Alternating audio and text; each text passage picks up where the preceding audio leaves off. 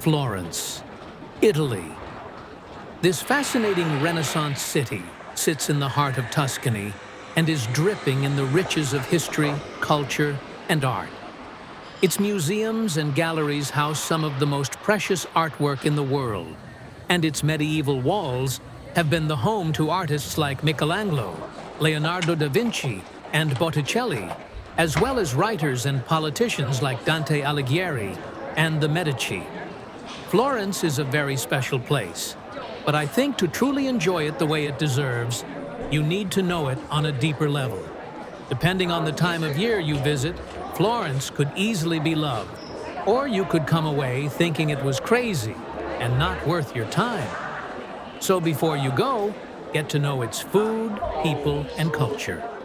Take the time to read about its past, study its curiosities, and peel away some of its layers, because when you do, you will discover that it is truly unparalleled.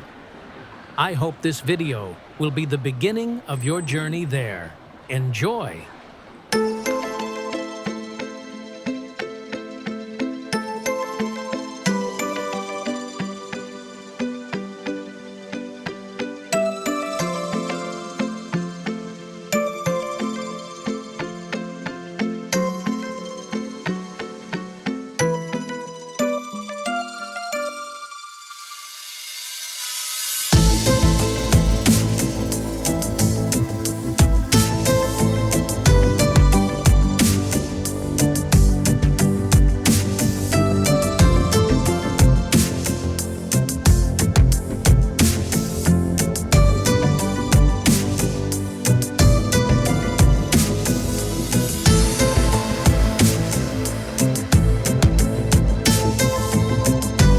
The symbol of Florence, often called the Florence Duomo, but to use its proper name, the Cathedral of Santa Maria del Fiore, a precursor to Renaissance Florence. Brunelleschi's brilliance, a sublime statement, an architectural achievement, superb and spectacular. The master of masterpieces, the crowning glory. Florence was determined to be the leading city in Tuscany. It compared itself to former glory days of Rome. Florence, like other Italian cities, notably in Tuscany, was competing to build the largest, grandest, and most impressive cathedral. Florence began work on its cathedral in the 13th century, after Pisa had started its cathedral in 1063, and Siena built its cathedral by around 1260. The Cathedral of Santa Maria del Fiore took over 140 years to build. The result, definitely from the outside, is breathtaking. The interior is open for debate.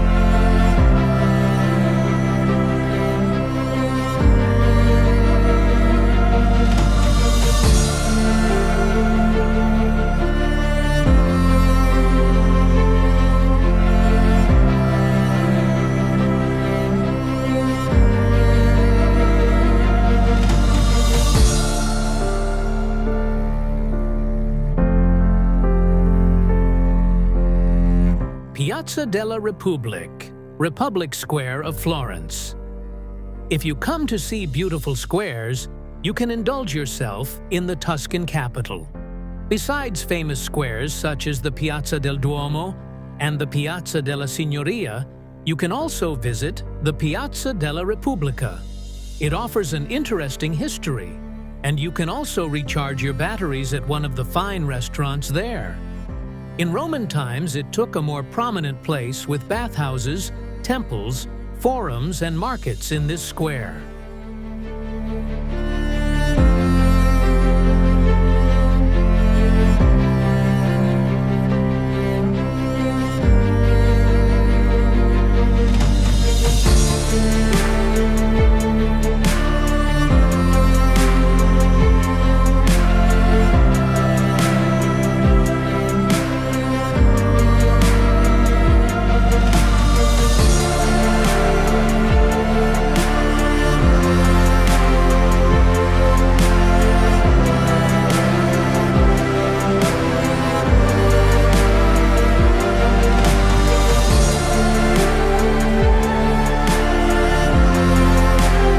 The Palazzo Vecchio Museum and Tower. Is time travel possible? At Palazzo Vecchio, it is, with a trip back into history to 3 eras. Palazzo Vecchio offers Roman ruins, a medieval fortress, and amazing Renaissance chambers and paintings. A microcosm where art and history have been indissolubly bound for centuries. Palazzo Vecchio is the main symbol of civil power for the city of Florence, whose original project is attributed to Arnolfo di Cambio. Construction on the solid fortress began in 1299 above the ruins of the destroyed Uberti Ghibelline Towers, testimony of the final victory of the Guelph faction.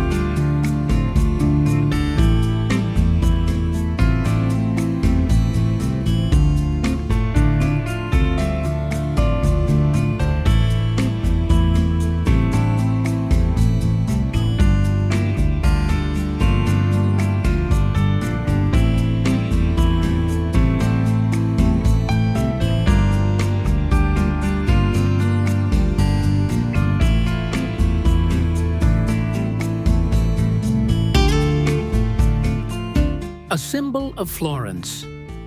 Walking along the Ponte Vecchio, a symbol of Florence, is a unique experience.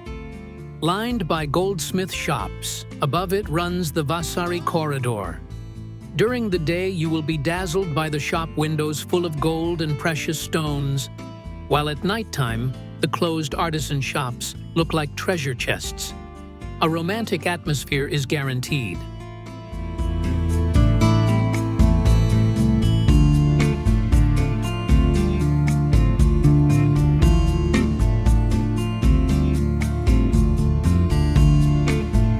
Palazzo Pitti, in the heart of the Oltrarno in Florence, was the palace of the rulers of Florence and Tuscany. This is where the Medici and Lorraine families lived, as well as the Savoy family after Italian unification, when Florence was the capital.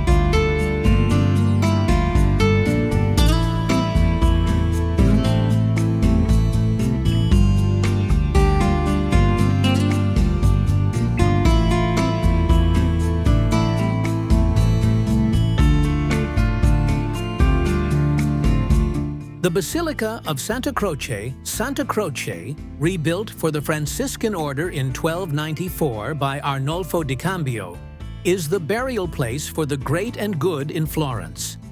Michelangelo is buried in Santa Croce, as are Rossini, Machiavelli, and the Pisan-born Galileo Galilei, who was tried by the Inquisition and was not allowed a Christian burial until 1737. 95 years after his death. There is also a memorial to Dante, but his sarcophagus is empty. He is actually buried in Ravenna as he was exiled from Florence.